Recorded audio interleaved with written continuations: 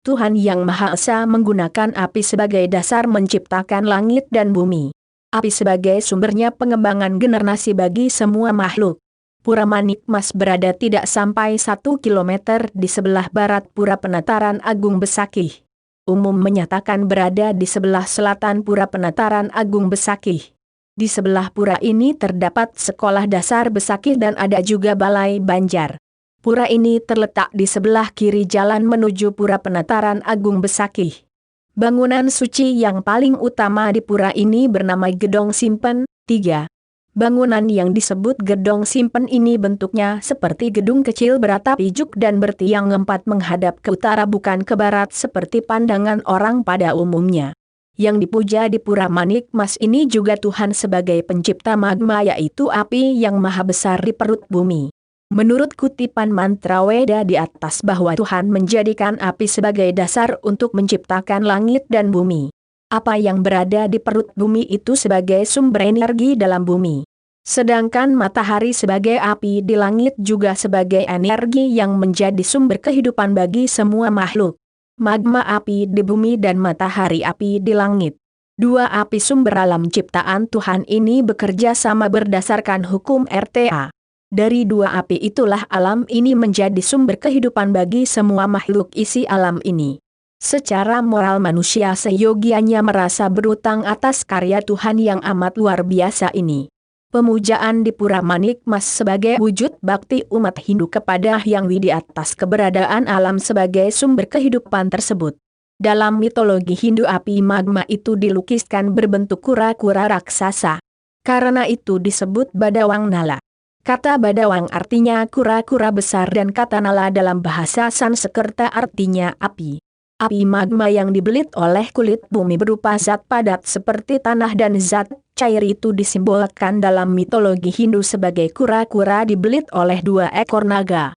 Naga itu bernama Naga Basuki sebagai dewanya air penjelmaan Dewa Wisnu. Satu lagi bernama Naga Ananta Boga sebagai dewanya tanah penjelmaan Dewa Brahma. Dari tanahlah tercipta berbagai macam tumbuh-tumbuhan bahan makanan hewan dan manusia. Karena api magma atau Badawang Nala itu dibelit oleh 2 ekor naga maka Tuhan yang dipuja di Pura Manikmas ini dalam sebutan lokal sebagai Ratu Mas Melilit. Arti kata Ratu Mas Melilit itu adalah beliau yang terbelit. Yang dimaksudkan beliau itu adalah magma yang dibelit oleh tanah dan air. Mengapa ada alam seperti itu? Hal itu terjadi jelas karena karya ciptaan Tuhan. Pemujaan Tuhan sebagai pencipta magma memberikan kita pengetahuan bahwa ajaran Hindu itu mengajarkan bahwa kemahakuasaan Tuhan itu ada di mana-mana termasuk di magma pun ada karena kemahakuasaan Tuhan. Di samping itu pemujaan Tuhan sebagai pencipta magma yang dibelit oleh 2 ekor naga juga memberikan kita pengetahuan bahwa keadaan bumi kita antara satu lapisan dengan lapisan yang lainnya saling terpadu. Dari keterpaduan alam itulah tercipta kesuburan untuk kehidupan semua makhluk hidup isi alam ini. Dalam mitologi Hindu di Bali ada diceritakan bahwa kalau ada gempa bumi sangat diyakini oleh masyarakat Bali bahwa kura-kura api yang disebut dengan Badawang Nala itu bergerak-gerak. Kalau 2 ekor naga itu sampai tidak mampu membelit kura-kura api itu maka akan terjadi gempa yang sangat hebat dan gunung pun akan meletus. Tetapi letusan gunung itu di samping sebagai malapetaka juga membawa kesuburan. Di mana daerah yang ada gunung berapinya pasti daerah itu tanahnya subur untuk pertanian dalam arti luas. Pemujaan di Pura Manikmas yang bersifat berkala dilakukan setiap tumpek wariga. Dalam tradisi Hindu di Bali pemujaan umum itu disebut upacara odalan yang maknanya mirip dengan ulang tahun. Odalan itu dilakukan berdasarkan 2 sistem yaitu menurut perhitungan tahun candra atau lunar system dan ada odalan yang dilakukan berdasarkan sistem wuku. 1 wuku lamanya 7 hari. 1 bulan wuku lamanya 35 hari. Kalau odalan berdasarkan tahun candra umumnya dilakukan pada hari-hari bulan penuh yang disebut dengan bulan purnama. Kalau odalan dilakukan berdasarkan perhitungan tahun candra dilakukan setiap tahun. Misalnya setiap purnama bulan kedasa. Artinya odalan itu dilakukan setahun sekali pada setiap bulan ke-10. Sementara kalau odalan dilakukan berdasarkan sistem wuku dilakukan setiap 210 hari. Odalan di Pura Manik Mas dilakukan pada hari Tumpek Wariga bersamaan dengan odalan di Pura Puncak Mangu yang letaknya di ujung utara Kecamatan Petang, Kabupaten Badung. Di Pura Puncak Mangu ini Tuhan dipuja sebagai Dewa Sangkara. Dewa Sangkara ini adalah Tuhan dalam fungsinya sebagai dewanya tumbuh-tumbuhan. Jadinya Pura Manik Mas ada hubungan fungsional dengan Pura Puncak Mangu.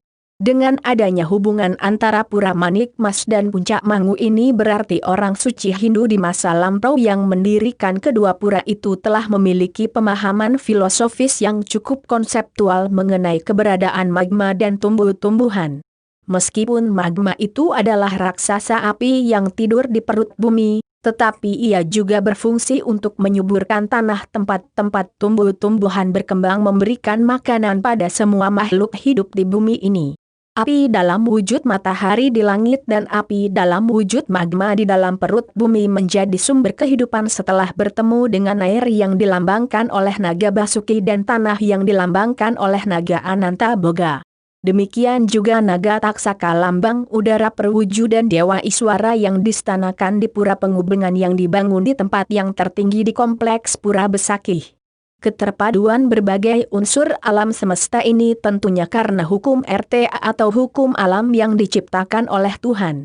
Karena itu pemujaan Tuhan di Pura Manik Mas sebagai wujud rasa bakti umat Hindu atas karya Maha Agung dari Tuhan yang Maha Kuasa dan Maha Esa itu. Di samping umat melakukan pemujaan pada Tuhan atas karyanya menciptakan api magma, umat juga harus melakukan karya nyata. Karya nyata yang wajib dilakukan oleh manusia dalam karya yang dapat membantu proses alam tersebut menciptakan kesuburan. Meskipun ada energi magma di perut bumi kalau tanahnya yang membelit magma itu gundul maka energi dari dalam perut bumi ini tidak berfungsi karena tidak ada tumbuh-tumbuhan yang dikembangkan oleh energi tersebut. Energi magma dalam perut bumi itu akan berfungsi apabila manusia rajin menghijaukan lahan di sekitarnya. Rajin